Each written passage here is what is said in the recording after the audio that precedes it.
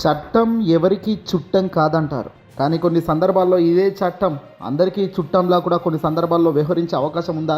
రాజకీయంగా ఇది అవును కాదు అని చెప్పలేము. ఆయా పరిస్థితులను బట్టి జరగాల్సినవి జరుగుతూనే ఉంటాయి. తాజాగా సీనియర్ ఐపీఎస్ అధికారి ఆంధ్రప్రదేశ్ రాష్ట్రంలో పివి సునీల్ కుమార్ గురించి మనందరికీ తెలిసిందే. తాజాగా పివి సునీల్ కుమార్ ఓ పోస్టును తన సోషల్ మీడియా వేదికగా పెట్టడం జరిగింది. ఇప్పుడు ఆ పోస్ట్ సంచలనంగా మారుతోంది. చట్టం ముందు అందరూ సమానమేనని, అలాంటప్పుడు తన సస్పెన్షన్ విషయంలో జరిగింది అవతలి వాళ్లకు కూడా వర్తించాలి కదా అంటూ ఆయన ఓ సూటి ప్రశ్న సంధిస్తూ పోస్టు చేశారు. మాజీ నర్సాపురం ఎంపీ, ప్రస్తుత Andhra Pradesh assembly deputy speaker Raghurama Krishnamraju కస్టడీలో హింసకు గురయ్యారనే ఆరోపణలు వచ్చిన సంగతి మనకు తెలిసిందే. జగన్మోహన్ రెడ్డి గారి హయాంలో వైఎస్ఆర్సీపీ పార్టీ అధికారంలో ఉన్నప్పుడు రఘురామకృష్ణంరాజును కొట్టారని ఆరోపణలు ఉన్నాయి. ఈ కేసుల్లో అప్పటి సిఐడి అదనపు డీఐజీపీగా ఉన్న పివి సునీల్ కుమార్ ఆరోపణలు ఎదుర్కొంటున్నారు. ఈ క్రమంలో ఆయన్ను సస్పెండ్ చేసి విచారణకు కూడా పిలిచారు. అయితే నన్ను సస్పెండ్ చేశారు మంచిదే, కానీ దర్యాప్తు వేగంగా న్యాయంగా జరగాలంటే రఘురామకృష్ణంరాజును కూడా అన్ని పదవుల నుంచి తొలగించాలి కదా అంటూ ఆయన పోస్టు చేశారు. ఒకరిని సస్పెండ్ చేసి మరొకరిని పదవిలో కొనసాగించడం అన్యాయమని, రఘురామకృష్ణంరాజు పదవిలో ఉంటే దర్యాప్తు ప్రభావితం అవుతుందని, సిబిఐ దర్యాప్తు సక్రమంగా జరగడానికి రఘురామకృష్ణంరాజు గారిని పదవిలో నుంచి తొలగించాలని, తద్వారా చట్టం అందరికీ సమానమనే మెసేజ్ ప్రజల్లోకి గట్టిగా వెళ్తుందనేది నా కోరిక అంటూ ఈ మేరకు సోషల్ మీడియాలో ఆయన సంచలన పోస్టు పెట్టేశారు. దీంతో ఇప్పుడు అందరూ కూడా షాక్ అవుతున్నారు. వాస్తవానికి ఆయన అన్నది కరెక్టా కాదా అన్నది ఇప్పుడు చర్చించుకుందాం. వాస్తవానికి పివి సునీల్ ఇక్కడ అప్పటి సిఐడి అదనపు డీజీపీగా ఉన్న విషయం తెలిసిందే.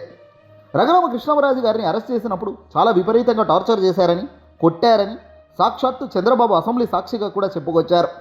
నేను గనక లేకపోతే అసలు నువ్వు ఆ రోజే ఫినిష్ అయ్యేవాడివి అంటూ కూడా చంద్రబాబు రఘురామకృష్ణంరాజు గారిని ఉద్దేశించి అసెంబ్లీ సాక్షిగా మాట్లాడిన మాటలు అందరికీ తెలిసిందే. ఇక్కడ రఘురామకృష్ణంరాజు గారు ఉన్నతమైన శిఖరంలో ఉన్నారు. ప్రస్తుతం అసెంబ్లీ డిప్యూటీ స్పీకర్ హోదాలో ఆయన ఉన్నారు. అయితే మరి అలాంటి పరిస్థితుల్లో ఉన్నప్పుడు కేసులో ఉన్న వ్యక్తులను ప్రభావితం చేయడం అవుతుంది కదా. తనపై నమోదైన కేసులు, తనపై జరుగుతున్న విచారణకు సంబంధించి న్యాయంగా ధర్మంగా జరుగుతుందని ఎలా అనుకుంటాను? ఖచ్చితంగా ఆయన పదవుల నుంచి తొలగించి న్యాయపరంగా, ధర్మం పరంగా చట్టం ముందు అందరూ ఒకటే అనే మెసేజ్ ప్రజల్లోకి వెళ్ళేలా ఈ చర్యలు తీసుకొని ఉండి ఇక్కడ దర్యాప్తు చేస్తే ఇంకా నిజాయితీ ఉంటుందని కూడా ఇక్కడ సునీల్ కుమార్ చాలా విప్లవాత్మకంగా చెప్పుకొచ్చారు. నన్ను సస్పెండ్ చేశారు కదా, మంచిదే. దర్యాప్తు న్యాయంగా జరగాలంటే రఘురామకృష్ణంరాజు గారిని కూడా పదవుల నుంచి తీసేయాలి. ఆయన ఉన్నతమైన పదవిలో ఉన్నాడు. పదవిలో ఉన్నప్పుడు ఖచ్చితంగా కేసుకు సంబంధించి దర్యాప్తు విషయంలో ప్రభావితం అవుతుంది. ఎందుకంటే రాజకీయాల్లో రాజ్యాంగానికి ప్రభావితం చేసే ఒక గొప్ప పొజిషన్లో తాను ఉన్నప్పుడు కేసు సజావుగా సాగుతుందా, లేదంటే తాను చెప్పిన కనుసన్నల్లో జరుగుతుందా అన్నది కూడా ఆలోచించాలి. ఏదేమైనప్పటికీ కూడా రఘురామకృష్ణంరాజు గారిని ఆ రోజు అరెస్ట్ ఎందుకు చేశారు? సాక్షాత్తు ముఖ్యమంత్రి హోదాలో వైఎస్ఆర్సీపీ పార్టీ అధినేత జగన్మోహన్ రెడ్డి గారిని అధికారంలో ఉన్నప్పుడు ఎంత దారుణంగా తిట్టారో అందరికీ తెలుసు.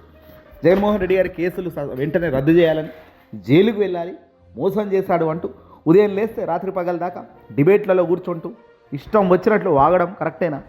అలా వాగినందుకు గాను వాళ్లకు కేసులు పెట్టారు.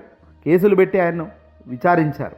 కానీ ఇక్కడ కొట్టారు అనేదానికి ప్రూఫ్ పర్ఫెక్ట్గా లేకపోయినప్పటికీ కొట్టారు అంటూ రఘురామకృష్ణంరాజు దాన్ని చాలా హైలైట్గా, సానుభూతిగా చిత్రీకరించే ప్రయత్నం చేశారు.